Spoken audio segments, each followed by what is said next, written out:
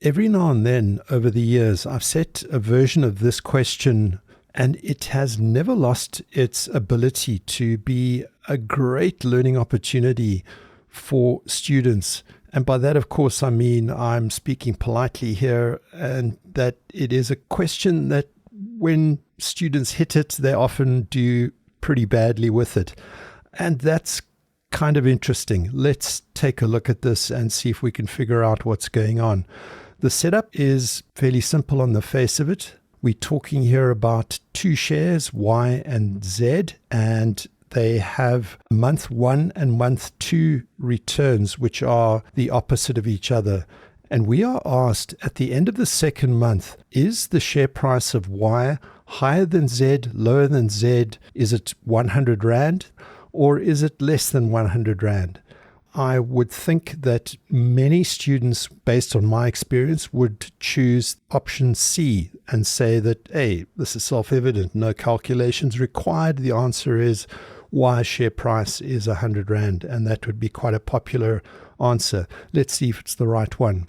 We set up a timeline. This one is very simple. Start at 0. We have month 1, month 2. We have share Y, which goes up by 10, then down by 10, and then share Z, which goes in the opposite direction, firstly down by 10 and then up by 10%. And we need to calculate the price at T2.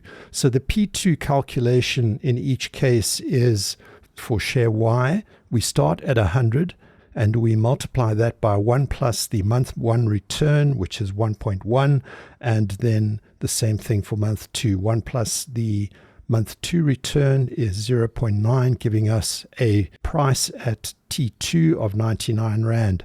For share Z, we have exactly the same starting point, and that goes 100 times 0.9 times 1.10, and the answer there is again 99 Rand. So on that basis, we can turn to options A, B, C, and D and say that A is wrong, B is wrong, C is wrong, and the only correct answer is that the share price of Y is less than 100 Rand. What are the key takeaways from this question, and why do students often do disappointingly poorly with it? Well, the first one is straightforward, and that is that you've got to be careful of percentage changes. You can't just simply say that plus 10 minus 10 cancel each other out. And the other one is to, as always in tests and exams, be very careful of overconfidence bias.